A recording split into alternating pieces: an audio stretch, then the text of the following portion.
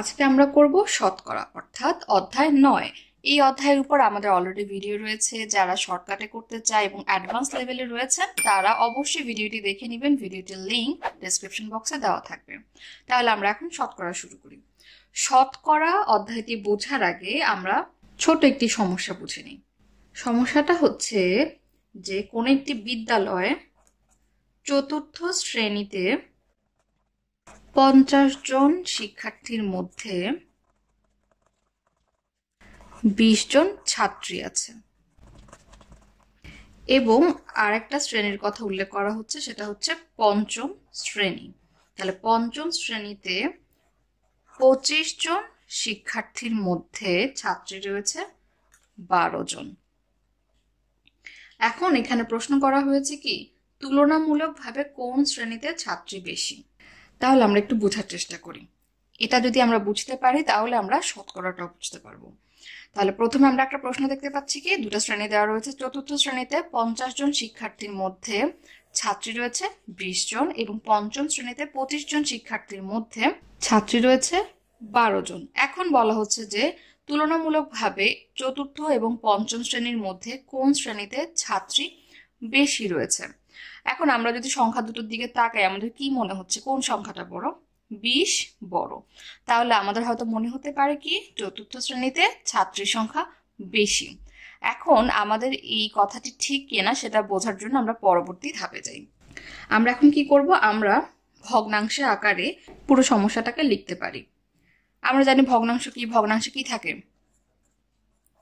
হর থাকে, লব থাকে, যেগুলো নিয়ে আমরা ছোট ক্লাসেও পড়েছি। এখন আমরা যদি ভগ্নাংশ আকারে লিখতে চাই আমরা কি লিখতে পারবো? আমরা লিখতে পারবো চতুর্থ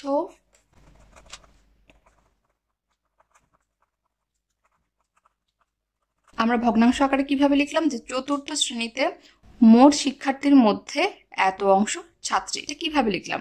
আমরা কি পড়েছিলাম ভগ্নাংশ অধ্যায়গুলোতে? ধরলাম যে এখানে একটা রুটি রয়েছে, আমরা সেটাকে 4 ভাগ করলাম। এখন সেটাকে আমরা ভগ্নাংশ আকারে কিভাবে লিখি? যতটা ভাগ রয়েছে, অর্থাৎ মোট ভাগ কয়টি? 1টি 2টি 3টি 4টি। মোট সংখ্যাটা আমরা নিচে লিখি, হরে লিখি 4। এখান থেকে যদি আমরা দুটো অংশ নিই, অর্থাৎ দুটো অংশ যদি আমি নিই তাহলে সেটা আমি কোথায় লিখি? উপরে লিখি। অর্থাৎ মোট অংশ নিচে লিখি এবং মোট থেকে যতটুকু নিই সেটা উপরে লিখি, লবে লিখি। আমরা জানি ভগ্নাংশ এইভাবে লিখতে হয়। এখানে আমরা সেটাই করলাম। চতুর্থ শ্রেণীতে মোট শিক্ষার্থী কতজন ছিল? 50 জন। তাই মোট অংশটা আমরা নিচে লিখলাম ঠিক এটার মতো। আর কতজন নিয়েছি মোট শিক্ষার্থী থেকে? আমরা শুধুমাত্র ছাত্রী নিয়ে কাজ করছি, যে ছাত্রী কতজন রয়েছে, অর্থাৎ আমাদের আলোচ্য বিষয় এটা। তাই 20 কোথায় লিখেছি? উপরে লিখেছি। অর্থাৎ 20 জন নিয়েছি 50 জন থেকে, সেটা আমরা উপরে লিখলাম কোথায়? লবে। অর্থাৎ আমরা লব এবং হর লিখলাম। তাহলে এই কথাটাকে আমরা ভগ্নাংশ আকারে লিখলাম যে চতুর্থ শ্রেণীতে মোট শিক্ষার্থীর মধ্যে এত অংশ ছাত্রী। আমরা কিন্তু এখন সংখ্যা থেকে অংশে চলে আসলাম। এখন পঞ্চম শ্রেণীটাও ঠিক আমরা এভাবে লিখতে পারবো। পঞ্চম শ্রেণীতে মোট শিক্ষার্থীর মধ্যে কতজন ছাত্রী, আমরা যদি সংখ্যা থেকে অংশে নিয়ে যাই কি লিখবো? মোট শিক্ষার্থী ছিল 25 মোট শিক্ষার্থী থেকে আমরা 12 জন ছাত্রী নিয়ে কথা বলছি, তাই সেটা উপরে চলে যাবে। তাহলে অংশে আমরা কত পেলাম? 25 ভাগের 12 অংশ ছাত্রী। এখন এই ভগ্নাংশে কেন আনলাম? আমরা জানি কি, আমরা জানি ভগ্নাংশের তুলনা কিভাবে করে। আমরা তুলনা করার জন্যই আসলে ভগ্নাংশে নিয়ে আসলাম। আমরা জানি ভগ্নাংশের তুলনা করার জন্য সমহর বিশিষ্ট ভগ্নাংশে রূপান্তর করতে হয়। সমহর মানে কি? হরগুলো সমান। তাহলে এখানে হর 50, এখানে হর 25, হরগুলো সমান না, তাহলে আমরা হরগুলো সমান করে ফেলি। তাহলে হর এখানে 50 রয়েছে, এখানে 25 রয়েছে। আমরা 50কে যদি 2 দিয়ে গুণ করি কি হয়?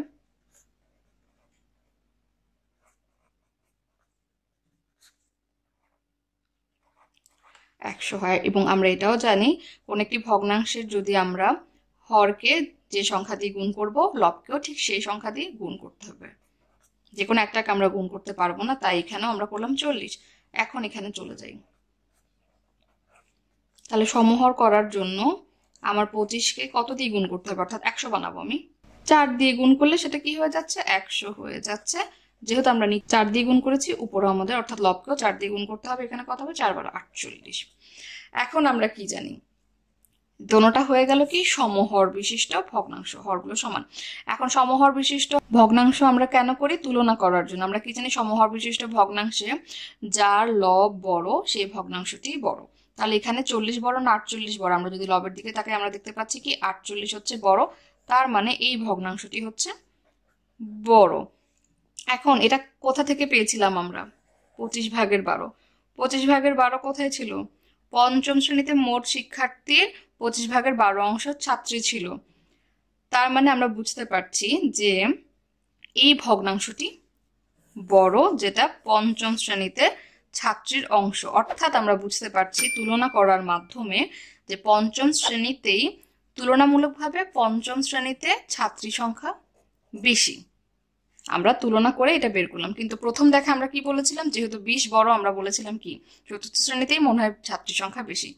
কিন্তু যখন আমরা সেটাকে ভগ্নাংশে নিয়ে আসলাম, অর্থাৎ অনুপাতের মাধ্যমে প্রকাশ করলাম, অনুপাত কি এক ধরনের ভগ্নাংশ, তখন আমরা দেখতে পারলাম কি পঞ্চম শ্রেণীতে ছাত্রীর সংখ্যা বেশি। এখন এত কিছু কেন করলাম?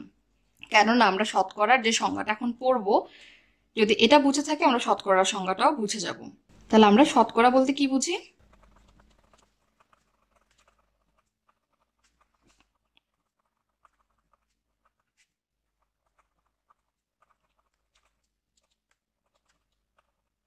তাহলে আমরা এখানে কি করলাম? আমরা এখানে শতকরার সংজ্ঞা লিখলাম। তাহলে শতকরা হচ্ছে কি এমন একটি অনুপাত। আমরা জানি অনুপাত কি? অনুপাত হচ্ছে এক ধরনের ভগ্নাংশ, অর্থাৎ যেখানে আমরা উপরে একটা সংখ্যা লিখি, নিচে একটা সংখ্যা লিখি, ভগ্নাংশ হচ্ছে এক ধরনের অনুপাত। তাহলে শতকরা হলো এমন একটি অনুপাত যা 100 এর ভগ্নাংশ রূপে প্রকাশ করা হয়।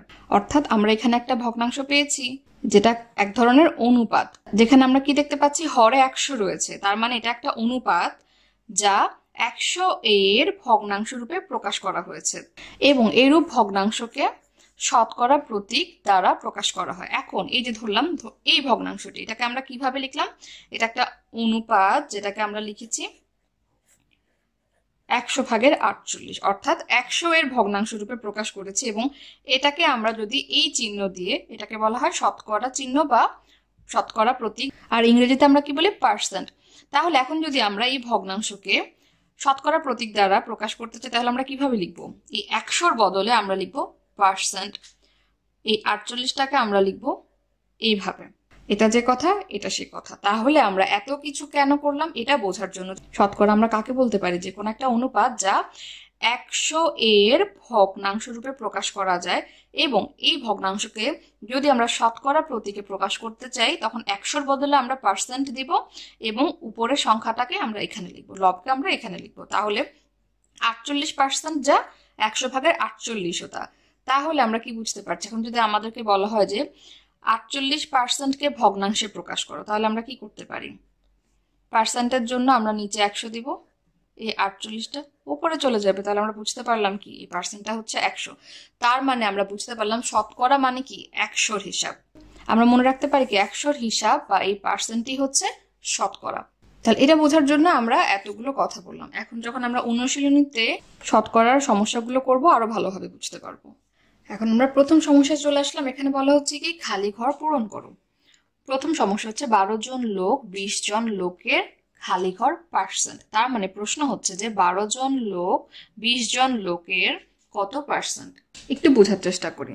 আমাদেরকে বলা আছে কি মোট লোক সংখ্যা কত? 20 জন। এখন বলা হচ্ছে যে 20 জন অর্থাৎ মোট লোকের মধ্যে 12 জন লোককে আমরা পার্সেন্ট হিসাবে যদি প্রকাশ করতে চাই, অর্থাৎ শতকরায় যদি প্রকাশ করতে চাই, তাহলে সেই সংখ্যাটা কত হবে? তাহলে আমরা একটু আগেই বলেছিলাম যে যদি আমরা মোট সংখ্যা দেখি এবং সেখান থেকে কতজন লোক নিয়ে কাজ করতে হবে, আমরা কিভাবে লিখতে পারি সেটাকে?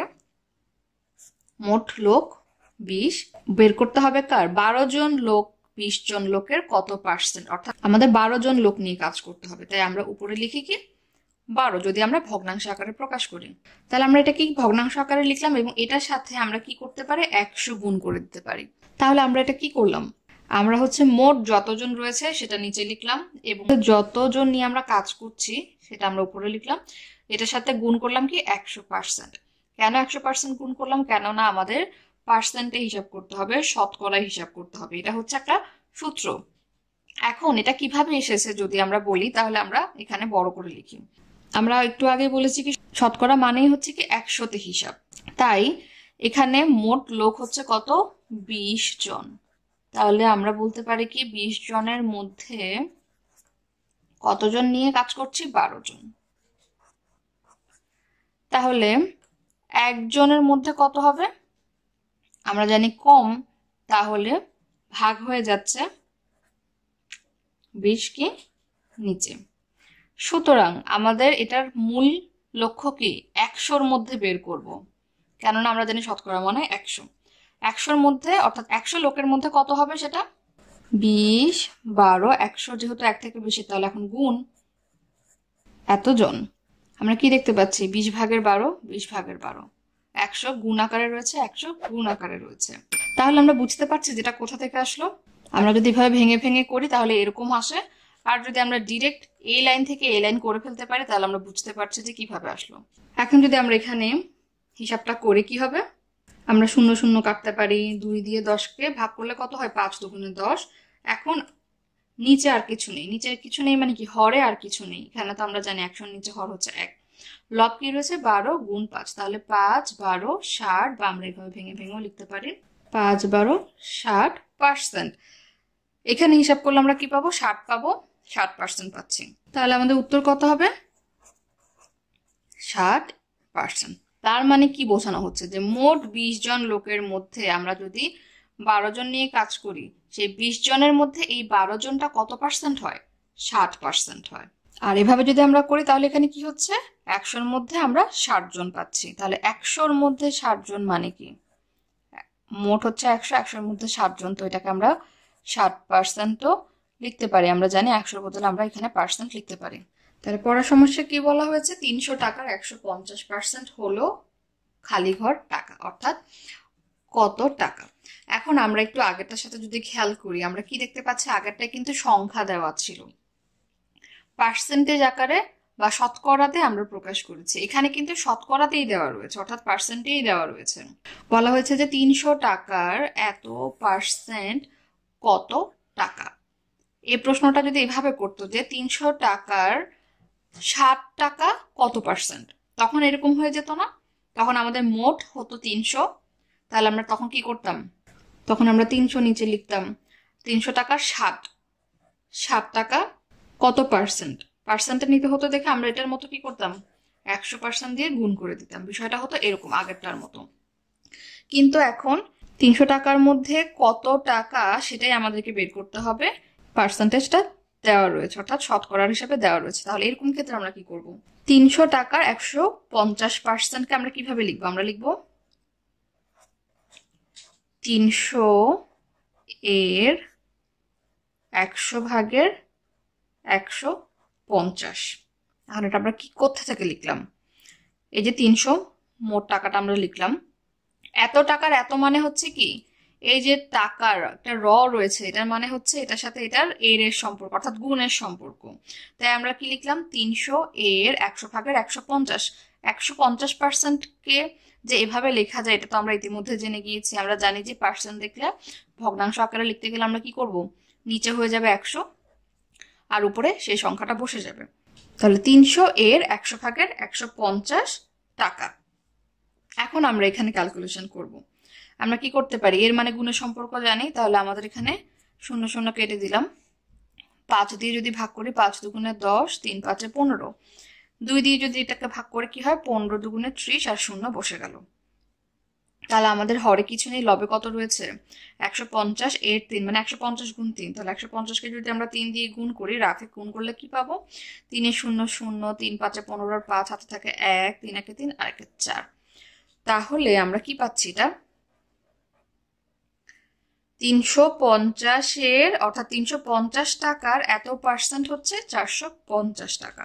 তাহলে আমরা দুইভাবেই কিন্তু সমস্যাটা সমাধান করলাম, অর্থাৎ এইভাবে দেওয়া থাকলে কেমন হবে আমরা দেখলাম, এবং যদি পার্সেন্ট দেওয়া থাকে সেক্ষেত্রে আমরা কি করব সেটাও বুঝলাম।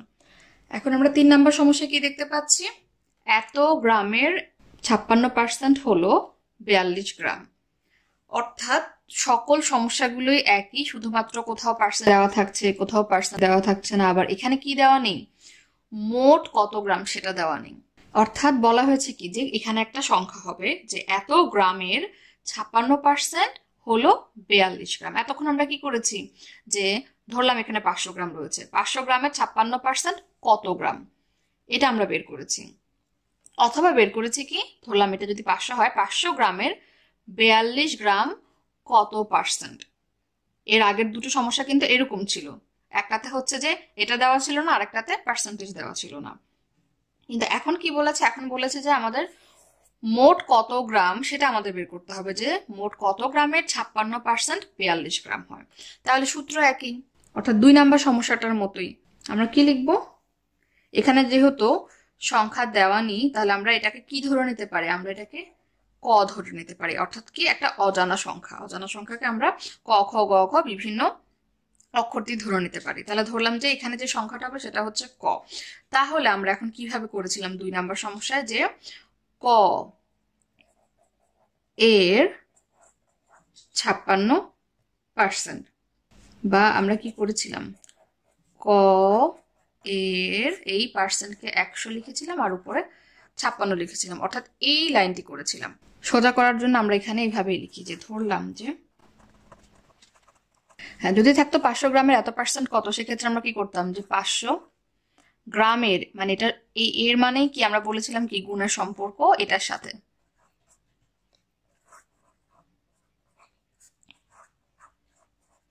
এভাবে করেছে না, ঠিক এটাও সেখান থেকেই হয়েছে। এখন তখন তো এই যে এখানে কত হবে সেটা দেওয়া ছিল না দেখে আমরা কিছু লিখতে পারিনি, কিন্তু আমরা এখন জানি কি, যে ক গ্রামের এত পার্সেন্ট হলো 42 গ্রাম, তাই আমরা সমান চিহ্ন দিয়ে 42 লিখতে পারছি। তাহলে আমরা এখন সমাধান করি। ক এর সাথে 56 তো গুণের সম্পর্ক, আমরা যদি এভাবে লিখি তাহলে আরো ভালো করে বুঝতে পারছি, যে আমরা জানি এর পরিবর্তে আমরা গুণ চিহ্ন দিতে পারি। ক হচ্ছে লব, 56 হচ্ছে লব, তাই তার সাথে লবে লবে গুণের সম্পর্ক এর কারণে, আর নিচে হরকে 100। এখন আমরা কিন্তু আর গুণন করতে পারি। আর গুণন বা কোনাকুনি গুণ মানে কি, এই যে এ পাশে এটা হচ্ছে কি লব, এখানে লব 42, তাহলে আর গুণনে কি হয়, এইভাবে গুণ হয়, অর্থাৎ এই পাশের লবের সাথে এই পাশের হর, এই পাশের লবের সাথে এই পাশের হর, অর্থাৎ কোনাকুনি গুণ হবে। তাহলে আমরা কি পাচ্ছি, এটার সাথে অর্থাৎ লবের সাথে, এখানে তো হর 1 আমরা জানি, কিছু না থাকা মানে 1, তার মানে এটা 1 এটাই হচ্ছে। আর এখানে 42 হচ্ছে লব, এটা হচ্ছে হর, তাহলে 42-এর সাথে 100 গুণ করলে কত হচ্ছে, 2টা শূন্য বেড়ে যাবে, 4200। বা আমরা এটাকে কিভাবে রাখতে পারি, 100 গুণ 42 এভাবেও রাখতে পারি, তাহলে আমাদের কাটাকাটি করতে সুবিধা হবে। আমরা এটা দেখানোর জন্য করেছি, আমরা এভাবেই রাখতে পারি 42 গুণ 100। এখন আমরা যেহেতু ক এর মান বের করব, আমরা জানি কি যার মান বের করতে হয় তাকে আমরা বাম পাশে রাখার চেষ্টা করি। তাহলে আমরা এখন পক্ষান্তর করব। 56 সাথে ক গুণের সম্পর্ক, তাহলে যখন আমরা বাম পাশ থেকে ডান পাশে পক্ষান্তর করছি তখন আমাদের সম্পর্কটা কি হয়ে যাবে, গুণ হয়ে যাবে ভাগ, তাই সেটা নিচে নিয়ে আসলাম। অর্থাৎ যদি এইভাবে না লিখলাম সেটা কি হতো, 42 গুণ 100 ভাগ 56। যেহেতু আমরা বড় ক্লাসে উঠেছি আমরা সরাসরি এইভাবে লিখতে পারি, এবং পাশে সাইড নোট দিতে পারি যে এখানে কি করেছে আর গুণন করে, এখানে কি করেছে পক্ষান্তর করে। বা ক সমানকে আমরা কাটাকাটি করি, আমরা যদি 2 দিয়ে ভাগ করি কি হবে, 2 দুগুণে 4, 8 দুগুণে 16, অর্থাৎ 28 দুগুণে 56। আর এখানে যদি সেম 2 দিয়ে ভাগ করি, 2 দুগুণে 4, 2 একে 2। এখন আবার যদি আমরা 2 দিয়ে ভাগ করি, এখানে কত পাবো, 50, এখানে পাবো 2 একে 2, 4 দুগুণে 8, এখানে 2 দিয়ে ভাগ করলে 25, এখানে 2 দিয়ে ভাগ করলে 7, 7 দুগুণে 14। এখন আমরা দেখতে পাচ্ছি কি 7 দিয়ে 21কে ভাগ করা যায়, 3 7 21, তাহলে 3 25 কত, 3 25 হচ্ছে 75। যেহেতু আমাদের নিচে কিছুই নেই, তার মানে হরে কিছু নেই, শুধুমাত্র লবে রয়েছে 3 আর এখানে রয়েছে 25, তাহলে 3-এর সাথে 25 গুণ করলে আমরা কত পাচ্ছি, 75 পাচ্ছি। আমরা যেহেতু নতুন তাই আমরা ভেঙে ভেঙে ভাগ করে নিয়েছি বা কাটাকাটি করেছি, আর যদি সম্ভব হয় তাহলে আমরা বড় বড় সংখ্যা দিয়ে ভাগ করে নেব। সুতরাং ক হচ্ছে 75, তার মানে এই কটা কি ছিল, কটা ছিল এইটা, অর্থাৎ কর জায়গায় আমরা উত্তর পেলাম 75, তার মানে 75 গ্রামের 56% হচ্ছে কত, এই 12 গ্রাম। তার মানে এই 3টা সমস্যা থেকে আমরা বুঝতে পারলাম যে যদি আমাদেরকে পার্সেন্টে বের করতে বলে সেক্ষেত্রে আমরা কি করব, মোট যা দেওয়া থাকবে সেটা যত নিয়ে আমাদের কাজ করতে হচ্ছে সেটা গুণ 100 পার্সেন্ট। তাহলে আমাদের পার্সেন্টে বের করতে বললে আমরা এই সূত্র অনুযায়ী করে ফেলতে পারছি। আর যদি পার্সেন্ট দেওয়া থাকে যে এত এত পার্সেন্ট, এত গ্রামের এত পার্সেন্ট, এত টাকার এত পার্সেন্ট, সেক্ষেত্রে আমরা সরাসরি এই সূত্রে লিখে ফেলবো, তারপরে আমরা বাকি সমস্যার সমাধান করব। 2 নম্বর সমস্যায় বলা হচ্ছে রবিবার কোনো বিদ্যালয়ে 80 জন শিক্ষার্থী 30% অনুপস্থিত, ওই দিন উপস্থিত শিক্ষার্থীর সংখ্যা কত? তাহলে একটা বিদ্যালয়ে 80 জন শিক্ষার্থী রয়েছে, তাহলে মোট সংখ্যা দেওয়া রয়েছে। এই 80 জন শিক্ষার্থীর মধ্যে 30% হচ্ছে অনুপস্থিত, তার মানে তারা আসেনি, স্কুলে আসেনি।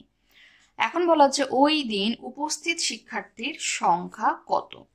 উপস্থিত শিক্ষার্থী মানে কি? যারা বিদ্যালয়ে এসেছে, কিন্তু কতজন এসেছে আমরা জানি না, সেটাই আমরা বের করবো, অর্থাৎ সংখ্যাটা আমাদের বের করতে হবে, উপস্থিতির সংখ্যা। এখন উপস্থিতির সংখ্যা বের করার জন্য আমাদের জানতে হবে যে কত পার্সেন্ট উপস্থিত ছিল, সেটা কিন্তু এখানে দেওয়া নেই। এখানে কি দেওয়া রয়েছে যে 80 জনের ভিতর 30% অনুপস্থিত। 30% মানে কি? মানে 100 জনের মধ্যে 30 জন অনুপস্থিত। আমরা জানি পার্সেন্ট মানেই হচ্ছে 100। তাহলে 100-র মধ্যে যদি 30 জন অনুপস্থিত থাকে, তাহলে উপস্থিত কত ছিল আমরা লিখতে পারি। সুতরাং উপস্থিত শিক্ষার্থী কত হবে? 100 বিয়োগ 30%। এটা কেন করলাম? কারণ আমরা জানি 30% মানে কি? 100-র মধ্যে 30 জন, তার মানে আমরা এইভাবে লিখি যে 100 জন শিক্ষার্থী মোট, সেখান থেকে 30 জন শিক্ষার্থী অনুপস্থিত। তাই মোট শিক্ষার্থী থেকে আমরা যদি এই অনুপস্থিত শিক্ষার্থী বাদ দিয়ে দিই, কি বের হয়ে যাবে? উপস্থিত শিক্ষার্থী কতজন সেটা বের হয়ে যাবে। তাহলে আমরা সেটাই করলাম, 100 থেকে 30 বিয়োগ করলে আমরা কত পাচ্ছি? 70%। তার মানে আমরা এখন জানতে পারছি কি উপস্থিত শিক্ষার্থী হচ্ছে 70%। এখন আমরা কি করতে পারবো? 80 জন শিক্ষার্থীর মধ্যে 70% উপস্থিত, সুতরাং উপস্থিত শিক্ষার্থীর সংখ্যা আমরা বের করতে পারবো না। এখন আমাদের সমস্যাটা হয়ে গেল এরকম যে 80 জনের বা 80 জন শিক্ষার্থীর 70% উপস্থিত। এখন কিন্তু আমাদের সমস্যাটা এমন দাঁড়ালো, যেহেতু আমরা 30% থেকে কি বের করে ফেলতে পেরেছি? উপস্থিত শিক্ষার্থী বের করতে পেরেছি। তাহলে এটা কিভাবে লেখা যায় না? আমরা জানি কিভাবে লেখা যায়। এই যে এত 80 জনের, এর এর জন্য আমরা কি জানি? এর আনি এবং 70% লিখি, বা 100/70 লিখি, আমরা এখানে করি। সুতরাং উপস্থিত শিক্ষার্থী আমরা কি করব? পার্সেন্ট থেকে এখন আমরা সংখ্যায় নিয়ে যাব। কিভাবে? আমরা জানি এই যে মোট হচ্ছে এখানে কত? 80, এত এর কত? 70%, বা আমরা এটাকে সরাসরি 100/70 লিখতে পারি। এত জন, যেহেতু আমরা সংখ্যায় নিচ্ছি, এই শূন্যর সাথে শূন্য কাটলাম, এই শূন্যর সাথে শূন্য কাটলাম, তাহলে নিচে আর কিছু রইল না, উপরে কত? 7 গুণ 8, তাহলে 7 8 56 জন। আমরা আগের সমস্যাগুলো বুঝে থাকলে এটা কিন্তু বোঝা আমাদের সহজ হয়ে যাবে। তারপর আমরা আরেকভাবেও করতে পারি, সেটা হচ্ছে কি, এই যে উপস্থিত শিক্ষার্থী 70 জন, সেটা কত জনের মধ্যে 70 জন? 100 জন, যেহেতু পার্সেন্ট আছে তার মানে কি এই পার্সেন্ট মানেই হচ্ছে 100। তাহলে 100 জনের মাঝে উপস্থিত কত? 70 জন। সুতরাং একজনের মাঝে উপস্থিত কতজন? কম, তার মানে ভাগ হয়ে যাচ্ছে। সুতরাং আমাদের জানতে চেয়েছে যে 80 জনের মধ্যে উপস্থিত কত, তাহলে 80 জনের মাঝে উপস্থিত হচ্ছে কত? এখন আবার বেশি হবে, তাই গুণের সম্পর্ক। তাহলে আমরা এখন যদি কাটাকাটি করি কি পাচ্ছি? 7 8 56 জন। তাহলে আমরা এইভাবেও করতে পারি শর্টকাটে, অথবা আমরা এইভাবেও করতে পারি। তার মানে কি, আমাদের প্রথমে বুঝতে হবে যে সমস্যায় কি চাওয়া হয়েছে এবং সেখান থেকে উত্তর বের করার জন্য আমাদের মাঝে আর কোনো ধাপ আছে কিনা সেটা বুঝে নিতে হবে। এখন যদি বলতো যে 80 জন শিক্ষার্থীর মধ্যে 70% উপস্থিত, ওই দিন উপস্থিত শিক্ষার্থীর সংখ্যা কত, তাহলে কিন্তু আমাদের এই ধাপটা করতে হতো না, কেননা উপস্থিত কত পার্সেন্ট সেটা দেওয়া রয়েছে। সেই পার্সেন্ট থেকে আমরা সরাসরি এই লাইনটা লিখে উপস্থিতির পার্সেন্ট থেকে সংখ্যায় নিয়ে আসতে পারতাম। তাহলে আমাদের উত্তর হচ্ছে কি? 56 জন। আমরা লিখবো উত্তর 56 জন। আমরা এখন 3 নম্বর সমস্যায় চলে আসলাম। এখানে বলা হচ্ছে কি হোসেনের মাসিক আয় 2500 টাকা এবং তার মধ্যে থেকে তিনি 1750 টাকা খাবার কেনায় ব্যয় করেন। শামীমের মাসিক আয় 1800 টাকা এবং তিনি খাবার কেনায় 1440 টাকা ব্যয় করেন। জানতে চাওয়া হচ্ছে কি তাদের প্রত্যেকের আয়ের উপর খাবার কেনার ব্যয় শতকরায় প্রকাশ করো। কে খাবার কেনায় আনুপাতিকভাবে বেশি টাকা ব্যয় করে? সমস্যাটা অনেক বড়, আমরা ভেঙে ভেঙে বুঝি। তাহলে এখানে দুজনের কথা বলা হয়েছে, একজন হচ্ছে হোসেন আর একজন হচ্ছে শামীম, দুজন ব্যক্তি। এখন হোসেনের মাসিক আয় হচ্ছে কত? 2500 টাকা। তার মানে এটাই হচ্ছে তার মোট টাকা। তার কাছে সব মিলিয়ে এই 2500 টাকাই আছে। এই 2500 টাকা থেকে তিনি কি করেন? এত টাকা খাবারের পিছে ব্যয় করেন। এই যে তিনি খাবারের পিছে ব্যয় করেন সেটার পার্সেন্ট আমাদের বের করতে হবে, অর্থাৎ শতকরায় বের করতে হবে। কোথায়? এই যে তাদের প্রত্যেকের আয়ের উপর খাবার কেনার ব্যয়, আয়ের উপর, এটা হচ্ছে তার আয়, এই আয়ের উপর খাবার কেনার ব্যয়, এটা হচ্ছে খাবার কেনার ব্যয়, অর্থাৎ খাবারের পিছে কত টাকা ব্যয় করছেন। আয়ের উপর খাবার কেনার ব্যয় শতকরায় প্রকাশ করো, তার মানে কি পার্সেন্টে প্রকাশ করো। তাহলে এই ধরনের সমস্যা আমরা আগেই করেছি, শুধুমাত্র কি এখানে চেহারার পরিবর্তন।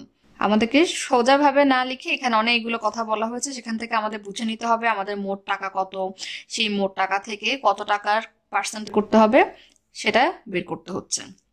তার মানে কি আমরা যদি সূত্র অনুযায়ী বসাই কি হবে? হোসেনের ব্যয়, আমরা প্রথমে হোসেন নিয়ে কথা বলছি তাই আমরা হোসেনের সমস্যা সমাধান করে ফেলি আগে। ব্যয়ের শতকরা প্রকাশ করতে বলেছে তো তাই আমরা বললাম যে হোসেনের ব্যয়। তাহলে সূত্র অনুযায়ী কি হবে? পার্সেন্ট বের করার সূত্র কি? মোট সংখ্যাটা আমরা কোথায় লিখি? নিচে লিখি। এবং যার পার্সেন্ট বের করতে বলা হয়েছে বা যাকে নিয়ে কাজ করতে বলা হয়েছে সেটা আমরা উপরে লিখি, লবে লিখি, লিখে ফেললাম। যেহেতু পার্সেন্টে বের করতে বলা হয়েছে তার মানে কি ইনটু, অর্থাৎ গুণ 100%, অর্থাৎ একদম সোজা। তাহলে এখান থেকে আমরা কি করতে পারি? সমাধান করতে পারি। এখন কিভাবে? আমরা শূন্য শূন্য কেটে দিই, একটা শূন্য জন্য একটা শূন্য কেটে দিলাম, ছোট করে ফেললাম। এখন আমরা 5 দিয়ে ভাগ করি, 5 5 25, 5 দিয়ে যদি এটাকে ভাগ করি কি হয়? 3 5 15, 17 থেকে 15 বিয়োগ গেলে থাকে 3। তাহলে পাশের অঙ্ক নামলো 5, 5 7 35, এই শূন্যটা বসে গেল। আমরা না পারলে কি করব? এইভাবে করে এই যে 5 দিয়ে, এই যে 5 দিয়ে এটাকে আমরা ভাগ করতে পারি এইভাবে। 3 5 15 বিয়োগ করলে থাকে 3, ভাগ যায় না তাই পাশের অঙ্ক নামালাম, 5 7 35, শূন্য নামলো, শূন্য শূন্য। মুখে মুখে করতে পারলে আরো ভালো, আমরা চেষ্টা করবো মুখে মুখে ভাগগুলো করে ফেলা। তাহলে 370, এই যে সূত্রের পার্সেন্ট সেটা যাতে দিতে না ভুলি। তার মানে আমাদের সমস্যার অনেকটুকু এগিয়ে গেল, সমাধান আমরা কিছুটা করে ফেলেছি। তাদের প্রত্যেকের বলতে আমরা আগে হোসেনের বের করেছি। ঠিক একইভাবে আমরা কারটা বের করবো? শামীমেরটা। শামীমের মাসিক আয় এত টাকা, তার মানে তার এটাই মোট টাকা। তিনি যা আয় করেন তাই তো তার মোট টাকা। এই মোট টাকা থেকে তিনি খাবারের পিছে ব্যয় করছেন এত টাকা। এই ব্যয়ের শতকরায় আমাদের বের করতে হবে এটার মতো। তাহলে আমাদের মোট টাকা হচ্ছে 1800, সেজন্য আমরা নিচে বসিয়ে দিলাম। কার পার্সেন্ট বের করব? এই টাকাটার, তাহলে এটা আমরা উপরে বসিয়ে দিলাম।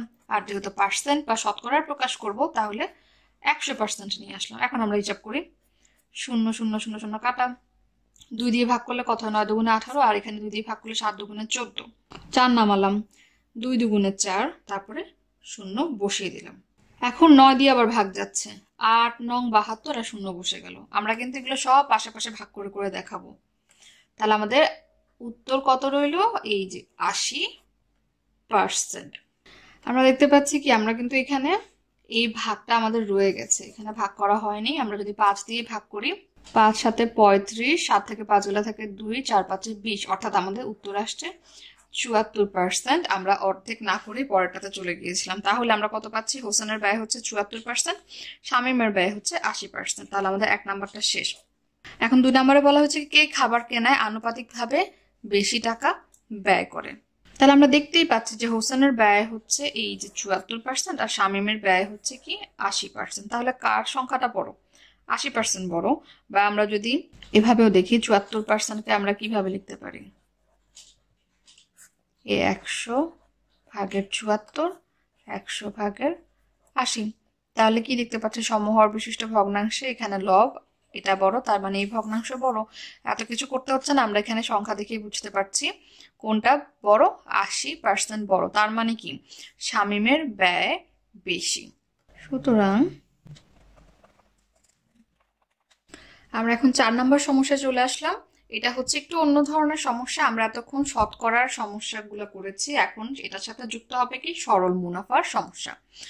বলা হচ্ছে কি বার্ষিক 15% মুনাফায় কোনো ব্যাংক থেকে কিছু টাকা ঋণ নিয়ে 1 বছর পর 1680 টাকা মুনাফা দেওয়া হলো, আসল কত ছিল? তাহলে আমরা আগে কথাগুলো একটু বুঝে নিই। বার্ষিক মানে কি, বার্ষিক দেখলে আমরা বুঝবো কি 1 বছর বোঝানো হচ্ছে। এখানে বলা হচ্ছে কি বার্ষিক 15% মুনাফায় কোনো ব্যাংক থেকে কিছু টাকা ঋণ নেওয়া হয়েছে, কিছু টাকা ব্যাংক থেকে ধার নেওয়া হয়েছে। এই যে ব্যাংক থেকে কিছু টাকা নেওয়া হয়েছিল সেটাই হচ্ছে কি আসল, অর্থাৎ মূল টাকাটাকে আমরা বলবো আসল। 1 বছর পরে 1680 টাকা মুনাফা দেওয়া হলো। এই যে 1680 টাকা হচ্ছে কি মুনাফার পরিমাণ। মুনাফা মানে হচ্ছে যে আমার আসল যত টাকা ছিল সেটার উপর আমি প্রতি বছরে যে লাভটা করব সেটাই হচ্ছে আমার মুনাফা। অর্থাৎ আমি যদি ব্যাংক থেকে 5000 টাকা নিয়ে থাকি এবং ব্যাংক যদি আমাকে 15% বার্ষিক 15% মুনাফায় দিয়ে থাকে, বার্ষিক 15% মানে কি 1 বছরে 100 টাকায় মুনাফা হচ্ছে 15 টাকা। তার মানে আমরা 15% দেখেই তো বুঝতে পারছি যে হিসাবটা 100 টাকায়। তাহলে 100 টাকার মধ্যে আমাকে 15 টাকা মুনাফা দিতে হবে, এবং সেটা কয় বছরে? 1 বছরে, যেহেতু বার্ষিক দেওয়া রয়েছে। তাহলে এই যে আমি ব্যাংক থেকে 5000 টাকা নিলাম, এই 5000 টাকার প্রতি 100 টাকার মধ্যে আমি 15 টাকা ব্যাংককে এক্সট্রা বা বেশি দিব, সেটাই হচ্ছে মুনাফা। তার মানে আমি ধরলাম ব্যবসা করার জন্য 5000 টাকা ব্যাংক থেকে নিয়েছি, ব্যবসা করার পরে আমার কিছু লাভ হতে পারে, সেই লাভটাই আমি কত দিচ্ছি? 15% করে দিচ্ছি, সেটাকে বলা হচ্ছে কি মুনাফা। তাহলে আমরা বুঝে নিলাম কি মুনাফাকে এবং আসলকে। আসল হচ্ছে যে মেইন টাকাটা আমি ব্যাংক থেকে ধার নিলাম সেটাই হচ্ছে আমার আসল। এখন আমরা তো 1 বছর পরে, অর্থাৎ ব্যাংক থেকে টাকা নেওয়ার 1 বছর পরে এক্সট্রা টাকা আমি দিয়েছি, প্রতি 100 টাকায় 15 টাকা করে, সেটা 1 বছর পরে কত হলো? 1680 টাকা হলো। কিন্তু এটা তো মুনাফার পরিমাণ, কিন্তু ব্যাংক থেকে আমি আসলে কত টাকা নিয়েছিলাম সেটা আমি জানি না। সেটা বের করার সূত্র কি? আমরা একটা সূত্র মুখস্থ রাখবো, মুনাফা সমান আসল গুণ মুনাফার হার ভাগ 100 গুণ সময়। তাহলে এটা হচ্ছে মেন সূত্র। সূত্র থেকে মুনাফা সমান আসল গুণ মুনাফার হার ভাগ 100 গুণ সময়। এখন আমাদের কি করতে হবে? এই আসলের জায়গায় যদি এখানে দেওয়া থাকতো আসল কথা, আমরা সেটা বসিয়ে দিতাম। যেহেতু দেওয়া নেই, আমরা আসলের জায়গায় কিছুই বসাতে পারলাম না। কিন্তু মুনাফা দেওয়া আছে না 1680 টাকা, আমরা এটা বসিয়ে দিতে পারবো। মুনাফার হার কত? এই যে এটাই হচ্ছে কি মুনাফার হার। বার্ষিক 15% মুনাফায় কোনো ব্যাংক থেকে কিছু টাকা ঋণ নেওয়া হয়েছিল। এখানে কিন্তু মুনাফার হার এই ধরনের কোনো কথা লেখা নেই, কিন্তু যখনই আমরা দেখবো যে বার্ষিক এত % মুনাফা, তার মানে কি এটাই হচ্ছে মুনাফার হার। অর্থাৎ 100 টাকায় কত টাকা, আমরা সেটা এখানে কি লিখবো? 15, শুধু 15 লিখবো। সূত্রের 100 গুণ সময়। সময় মানে কি, এখানে বলা হয়েছে না যে 1 বছর পর মুনাফা দেওয়া হলো এত, তাহলে এখানে অনেক সমস্যা থাকতে পারে কি যে 3 বছর পর মুনাফা এত হলো, 4 বছর পর এত হলো। তাহলে এই যে এটা হচ্ছে সময়, সেটা আমরা সময় এখানে বলা হয়েছে 1 বছর, আমরা এখানে 1 লিখবো। সচরাচর যখন 1 বছরের হিসাবগুলো দেওয়া থাকবে তখন আমরা এই সময়টা সূত্রে লিখি না, একটাও লিখি না, কারণ আমরা জানি 1 দিয়ে গুণ করা ভাগ করা একই কথা। তাই যখন 1 বছর দেখবো তখন আমরা এই অংশটুকু না লিখলেও পারি, আমরা এখন বোঝানোর জন্য লিখলাম। তাহলে আমরা এখন হিসাব করতে পারি। আমরা জানি যার মান আমরা বের করি সেটাকে আমরা সমান চিহ্নের বাম পাশে রাখি, তাই আমরা এই অংশটাকে এদিকে নিয়ে আসি। গুণ 1 আমরা লিখলাম, কেননা 1 গুণ করা না করে একই কথা। এই অংশটা লিখলাম। এখন আমরা কি দেখতে পাচ্ছি? আমরা আর গুণন করতে পারবো। 100 সাথে 15 গুণ আকারে রয়েছে, কিন্তু নিচে কি রয়েছে? নিচে কিন্তু 100 ছিল, সেই 100টা আর গুণন করলে লবের সাথে হর গুণ হয়ে যাবে, অর্থাৎ এরকম হবে। আমরা ব্র্যাকেটে কি লিখবো? যে আর গুণন করে বা আসলের সাথে 15 সম্পর্ক কিভাবে রয়েছে? গুণ আকারে রয়েছে। এটা গুণ আকারে রয়েছে। এখন যদি আমরা পক্ষান্তর করি, অর্থাৎ 15কে আমরা সমান চিহ্নের বাম পাশ থেকে সমান চিহ্নের ডান পাশে আনবো, তাহলে গুণটা হয়ে যাবে ভাগ। তাই এখানে ভাগ আকারেও লিখতে পারি 15, অথবা সরাসরি নিচে লিখে দিতে পারি। আমরা এখানে লিখতে পারি কি পক্ষান্তর করে। এখন আমরা হিসাব করলে কি পাবো? 5 দিয়ে কাটলে 3 5 15, 5 দিয়ে কাটলে 5 দুগুণে 10, 0। আমরা দেখতে পাচ্ছি এখানে 3 দিয়ে ভাগ যায়, 3 5 15, হাতে থাকে 1, 8 নামালাম হয় 18, তাহলে 3 6 18, আর এই 0 বসে গেল। তাহলে আমরা কত পাচ্ছি? 560 গুণ 20। অর্থাৎ আমরা ভেঙে ভেঙেও লিখতে পারি 560 গুণ 20। তাহলে আমরা গুণ করি এখন। 6 দুগুণে 12, 2 হাতে থাকে 1, 5 দুগুণে 10, আর 1 হয় 11, এই দুটা শূন্য আমরা এখন বসিয়ে দিলাম। তাহলে আমরা এটা কত পাচ্ছি? এটা আমরা পাচ্ছি আসল। তাহলে আসল হচ্ছে কত? 11,200 টাকা। আমরা এখানে লিখবো সুতরাং টাকা। তার মানে আমাদের উত্তর বের হয়ে আসলে আসল হচ্ছে 11,200 টাকা। আমি এই টাকাটাই ব্যাংক থেকে ঋণ করেছিলাম। আমি যখন 1 বছর পর ব্যাংকে ফেরত দিব, তখন আমাকে শুধু এই টাকা ফেরত দিলে হবে না, মূল টাকাটা ফেরত দিলে হবে না। কি করতে হবে? আসলের সাথে মুনাফাও ফেরত দিতে হবে। তাহলে আসল ছিল কত? আমাদের সমস্যা কিন্তু শেষ, আমরা জাস্ট এটা বোঝার জন্য করছি। এটা ছিল আমার আসল, আর মুনাফা 1 বছরে কত হয়েছিল? 1,680। তার মানে যোগ করলে যত হবে সেটাই আমার ব্যাংকে ফেরত দিতে হবে। তাহলে আমাদের উত্তর হচ্ছে এটা। আমরা এখন 5 নম্বর সমস্যায় চলে আসলাম। এখানে বলা হচ্ছে কি, ব্যাংক থেকে আসলের উপর বার্ষিক 8% মুনাফায় 5 বছরের জন্য 15,000 টাকা ঋণ দেওয়া হলো। 5 বছর পর মোট কত টাকা পরিশোধ করতে হবে? তাহলে আমরা আগে সমস্যাটা বুঝে নিই। আসলের উপর বার্ষিক 8% মুনাফায়, তার মানে কি 8% হচ্ছে মুনাফার হার, এবং সবসময় মুনাফাটা কিসের উপর থাকে? আসলের উপরই থাকে। অর্থাৎ আমি ব্যাংক থেকে যত টাকা নিয়েছিলাম সেই টাকার উপরেই তো মুনাফা থাকবে। তাই বলা হয়েছে কি আসলের উপর বার্ষিক 8% মুনাফায়, অর্থাৎ বছরে 1 বছরে 100 টাকায় 8 টাকা ব্যাংকে বেশি করে দিতে হবে, সেটাই হচ্ছে কি মুনাফা। এই মুনাফায় 5 বছরের জন্য, তাহলে সময় কত? 5 বছর। 5 বছরের জন্য 15,000 টাকা ঋণ নেওয়া হলো। তাহলে ঋণ নেওয়া হলো কত? 15,000 টাকা। এটাই হচ্ছে আমার মূল টাকা, এটা হচ্ছে আমার আসল। এখন বলা হয়েছে যে 5 বছর পর মোট কত টাকা পরিশোধ করতে হবে। তাহলে মোট টাকা বলতে কি বোঝানো হয়েছে? আমরা জানি আমরা যখন ব্যাংক থেকে ঋণ নিয়েছিলাম সেটা অ্যামাউন্ট কত ছিল? টাকাটা ছিল 15,000 টাকা, সেটা হচ্ছে আমার আসল।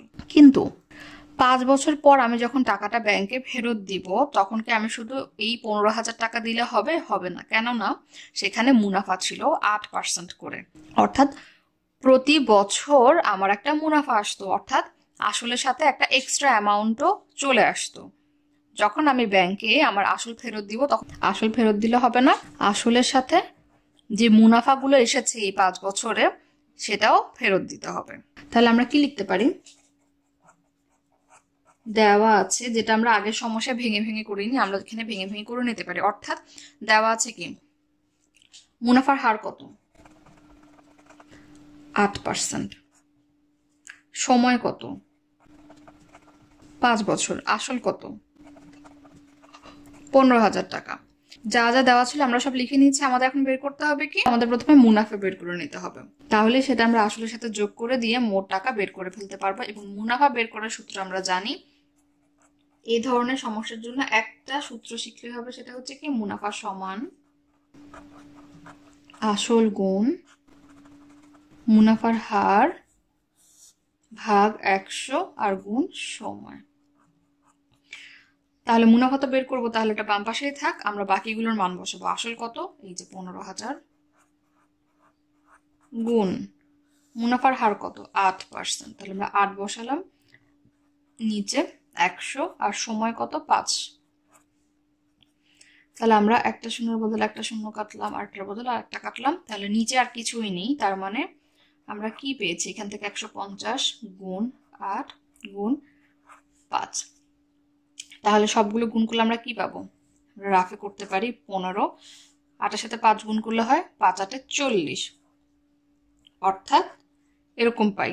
আমরা শূন্যগুলোকে আলাদা রেখে দিতেই পারি। আমরা গুণ করি। 4 5 বেশি শূন্য, হাতে থাকে 2, 4 1 4, আর 2 যোগ করলে হয় 6। এখন আমরা এই দুটো শূন্য বসিয়ে দিলাম, তাহলে আমাদের উত্তর হচ্ছে কি 6000 টাকা। সুতরাং মুনাফা হচ্ছে 6000 টাকা। এখন আমরা কি করব, মোট টাকা পেতে হলে আমাদের আসলের সাথে মুনাফা যোগ করে দিতে হবে। তাহলে আমরা কি লিখবো, সুতরাং মোট টাকা আসল যোগ মুনাফা। তাহলে আসল কত ছিল, এই যে আমরা লিখেছি, যোগ মুনাফা হচ্ছে কত, 6000 টাকা। তাহলে যোগ করলে আমরা কত পাবো, 21000 টাকা। তাহলে আমরা কি দেখতে পাচ্ছি, 5 বছরে মুনাফা হয়েছে 6000 টাকা। তাই আমরা আসল 15,000-এর সাথে এই মুনাফা 6000 যোগ করলে টোটাল পাচ্ছি 21000 টাকা। সুতরাং আমরা উত্তর কি লিখবো, পরিশোধ করতে হবে 21000 টাকা।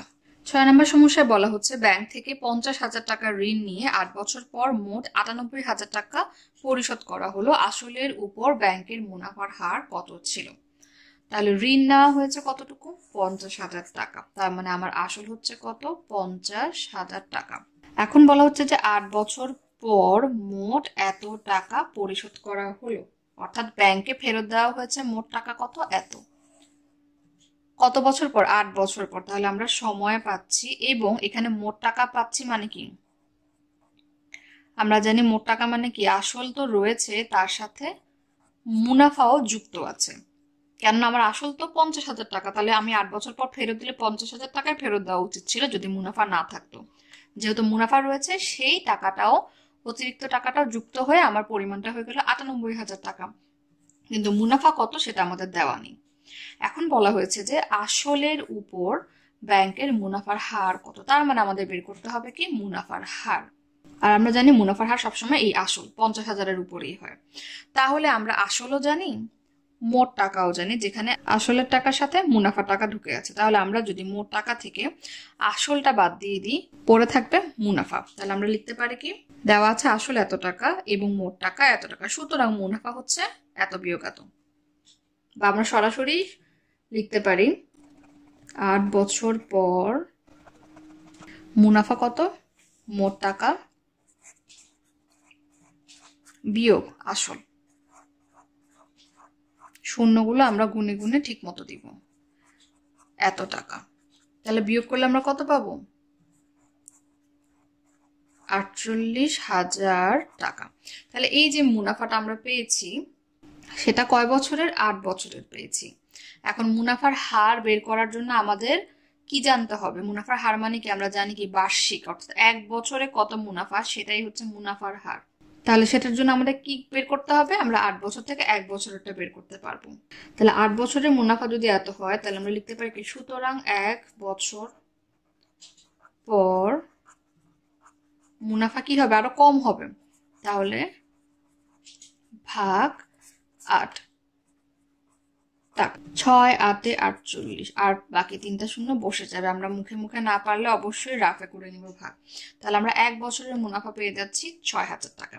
তাহলে আমরা এখন কি করব, আমরা মুনাফার হার বের করার জন্য যে সূত্রটা জানি সেটা হচ্ছে কি, আমরা লিখবো, আমরা জানি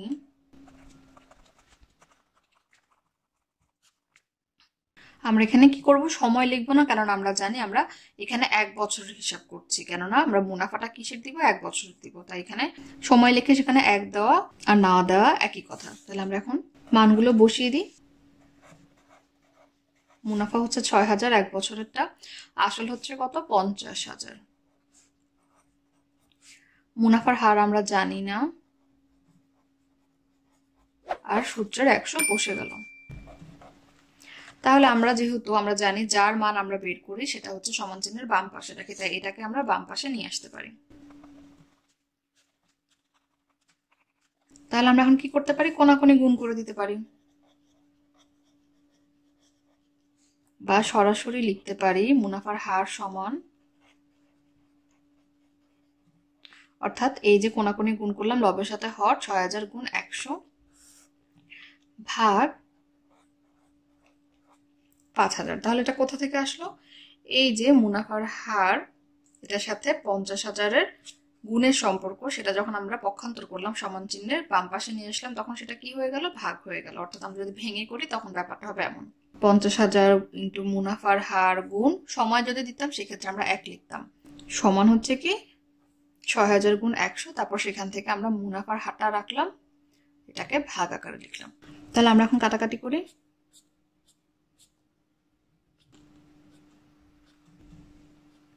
তাহলে এখন 5, 12, 60 আমরা কত পাচ্ছি, মুনাফার হার কত, 12। আমরা লিখবো মুনাফার হার হচ্ছে 12%। আমরা এখন 7 নম্বর সমস্যায় চলে এসেছি। এখানে বলা হচ্ছে একটি দোকানে 1,800 টাকার পণ্য 20% কমে বিক্রয় করা হলো, পণ্যটির বিক্রয় মূল্য কত? তার মানে আমরা এখন কি করব, আমরা এখন লাভ ক্ষতির সমস্যা সমাধান করব। তাহলে প্রথমে আমরা সমস্যাটা বুঝে নিই যে পণ্যের দাম কত, 1,800 টাকার পণ্য, তার মানে এটা হচ্ছে পণ্যের ক্রয় মূল্য। ক্রয় মূল্য হচ্ছে যে দামে আমি জিনিসটা কিনলাম, এবং 20% কমে বিক্রি করা হলো। তাহলে আমরা বিক্রয় মূল্য কিন্তু জানি না, বিক্রয় মূল্য জানি না, কিন্তু কত পার্সেন্ট কমে বিক্রি করা হয়েছে সেটা আমরা জানি। এত পার্সেন্ট কমে বিক্রি করা মানে কি, এত তার ক্ষতি হয়েছে, তিনি যে দামে কিনেছেন সে দামে বিক্রি করতে পারেনি, তার থেকে কম দামে বিক্রি করেছেন, তাহলে তার ক্ষতি হয়েছে। এখন বলা হচ্ছে পণ্যটির বিক্রয় মূল্য কত, আমাদের বের করতে হবে। তাহলে বিক্রয় মূল্য জানার আগে আমরা কি করতে পারি, তাহলে এটার জন্য আমাদের কি করতে হবে, এইখানে চলে আসতে হবে। তাহলে আমাদেরকে 20% কমে বিক্রি করলে ক্রয় মূল্য 100 হলে বিক্রয় মূল্য কত সেটা জানতে হবে। অর্থাৎ আমরা লিখতে পারি 20% কমে 20% কমে ক্রয় মূল্য 100 টাকা হলে বিক্রয় মূল্য কত, 100 বিয়োগ 20 টাকা। তাহলে এই লাইনটা আমরা কেন লিখলাম, 20% মানে তো হচ্ছে 100 টাকায় 20 টাকা কম। তাহলে এখানে ক্রয় মূল্য যদি আমার 100 টাকা হয়ে থাকে, 100 টাকায় ক্রয় মূল্য হলে বিক্রয় মূল্য আমি 20 টাকা কমে বিক্রি করেছি, তাই আমি 100 থেকে এই 20 বিয়োগ করে দিলাম, তাহলে কত হচ্ছে 80 টাকা। তাহলে আমি এখন বুঝে গেলাম যে 20% ক্ষতি হলে আমার যদি ক্রয় মূল্য 100 টাকা হয়, বিক্রয় মূল্য কত, 80 টাকা। তাহলে আমরা বুঝতে পারছি কি ক্ষতি আর লাভ কি। ক্ষতি হচ্ছে যখন আমি ক্রয় মূল্য থেকে বিক্রয় মূল্য কম হবে তখন হচ্ছে আমার ক্ষতি, আবার যখন ক্রয় মূল্য থেকে বিক্রয় মূল্য বেশি হবে তখন হচ্ছে আমার লাভ। আমরা এখন পরবর্তী স্টেপে যাই। তাহলে আমরা পরবর্তী স্টেপ কিভাবে করতে পারি, ঐকিক নিয়মে করতে পারি। কিভাবে, আমরা লিখতে পারি, তাহলে যেহেতু আমরা বিক্রয় মূল্য বের করব তাই আমরা এটাকে এখানে রাখলাম, এই পাশে রাখলাম, এবং লিখলাম কি ক্রয় মূল্য 100 টাকা হলে বিক্রয় মূল্য 80 টাকা। আর ঐকিক নিয়মে কিভাবে করে, একে নিয়ে আসে, অর্থাৎ 1 টাকার হিসাবে করতে পারবো যে ক্রয় মূল্য 1 টাকা হলে বিক্রয় মূল্য কত হবে, কম হবে, যেহেতু আমরা কম টাকার হিসাব করছি। তাহলে 80 ভাগ 100, 100টা নিচে চলে আসলো। সুতরাং ক্রয় মূল্য যদি 1,800 টাকা হয় তখন বিক্রয় মূল্য কত হবে, 1 থেকে 1,800 বেশি, তাহলে এটা এখন গুণ হয়ে যাবে। তাই আমরা ঐকিক নিয়মে করলে খুব সহজেই বিষয়টা বুঝতে পারছি। এখন যদি আমরা ইকুয়েশন করি, 0 0 কেটে দিলাম, নিচে কিছু রইলো না, উপরে কি থাকলো 18 গুণ 8। তাহলে 18 সাথে 80 গুণ করলে আমরা পাচ্ছি কত, 1,440 টাকা। তার মানে আমরা পেয়ে যাচ্ছি যে যখন আমাদের ক্রয় মূল্য এত টাকা হবে আমাদের বিক্রয় মূল্য কত হবে, এত। তাহলে আমাদের উত্তর হচ্ছে 1,440 টাকা। এখন আমরা সর্বশেষ সমস্যায় চলে আসলাম। এখানে বলা হচ্ছে একজন বিক্রেতা কৃষকের কাছ থেকে এক ঝুড়ি সবজি কিনে 40% লাভে 6,300 টাকায় বিক্রয় করলেন, সবজির ক্রয় মূল্য কত ছিল? লাভ ক্ষতির একটা সমস্যা। তাহলে প্রশ্ন বুঝে নিই যে একজন বিক্রেতা কৃষকের কাছ থেকে এক ঝুড়ি সবজি 40% লাভে কিনে নিলেন এবং 6,300 টাকায় বিক্রয় করলেন। তাহলে এই বিক্রেতা কৃষকের কাছ থেকে কত টাকায় কিনেছেন সেটা আমরা জানি না, কিন্তু কত টাকায় বিক্রি করেছেন সেটা কেনার পর সেটা আমরা জানি, সেটা হচ্ছে কত, 6,300 টাকা। এটাই হচ্ছে আমাদের বিক্রয় মূল্য। এখন আমাদের বলা হয়েছে কি সবজির ক্রয় মূল্য কত, অর্থাৎ সবজি কত টাকায় কিনেছিলেন সেটা আমাদের বের করতে হবে। তাহলে কিভাবে বের করব, আমাদের ক্লু দেওয়া আছে এখানে যে তিনি কত টাকায় কিনেছেন আমরা জানি না, কিন্তু তিনি কত পার্সেন্ট লাভ করেছেন সেটা আমরা জানি। 40% লাভে কিনেছেন। 40% মানে কি, যে ক্রয় মূল্য 100 টাকা হলে বিক্রয় মূল্য কত? 140 টাকা। আমরা এখানে লিখতে পারি যে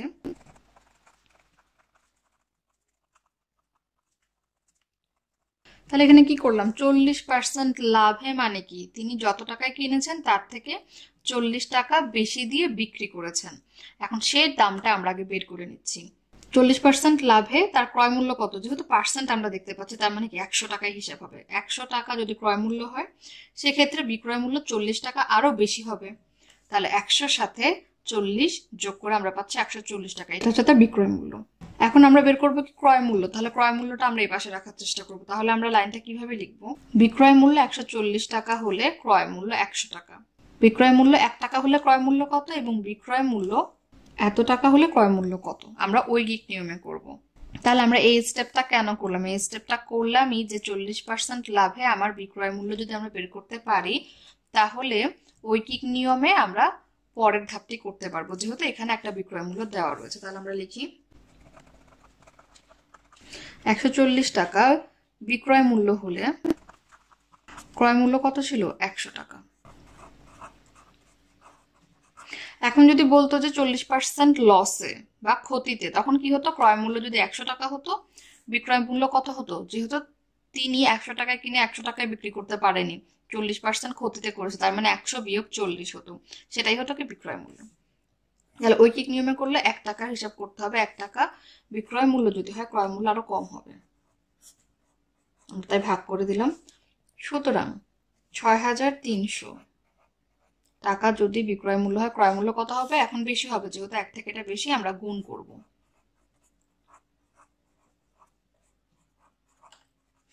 এখন আমরা যদি কাটাকাটি করি, 0 0 বাদ গেলে 7 দিয়ে ভাগ করলে 7 দুগুণে 14, আর এখানে 7 নং 63 আর এই 0 বসে গেল। এখন 100কে 2 দিয়ে ভাগ করলে আমরা পাই 50, তাহলে 5 নং 45 আর এই দুটো 0 বসে গেল। তাহলে আমরা কত পাচ্ছি, 4500 টাকা। আমরা যদি মুখে মুখে না পারি অবশ্যই রাফ করবো। তাহলে আমাদের ক্রয় মূল্য হচ্ছে 4500 টাকা। তাহলে আশা করি এই চ্যাপ্টারে আর কোনো সমস্যা থাকবে না। এই অধ্যায়ে আমরা শতকরা, লাভ ক্ষতি, সরল মুনাফা এই বিষয়গুলো সম্পর্কে জেনেছি। আর যদি কোনো সমস্যা থেকে থাকে আমাদেরকে অবশ্যই ফেসবুক গ্রুপে জানাবেন, প্রশ্ন করবেন এবং কমেন্ট বক্সেও জানাবেন। আর আমাদের আরেকটি চ্যানেল রয়েছে 90 ডিগ্রি আলেস, সেই চ্যানেলটি নিয়মিত দেখতে ভুলবেন না। সেখানে আমরা আমাদের জার্মান লাইফ নিয়ে কথা বলি, বিভিন্ন ধরনের আকর্ষণীয় জায়গা নিয়ে কথা বলি, তা আপনারা ইতিমধ্যে জেনে গিয়েছেন। চ্যানেলটি যদি ভালো লেগে থাকে অবশ্যই সাবস্ক্রাইব করে এবং কমেন্ট করে আমাদের সাথে থাকবেন। 90 ডিগ্রি এডুকেশনের ভিডিওগুলো দেখে যদি আপনারা উপকৃত হয়ে থাকেন তাহলে অবশ্যই অন্যদেরকে জানার সুযোগ করে দিবেন। আর আমাদের ভিডিওগুলো অবশ্যই বাণিজ্যিকভাবে ব্যবহার থেকে বিরত থাকবেন। ধন্যবাদ সবাইকে।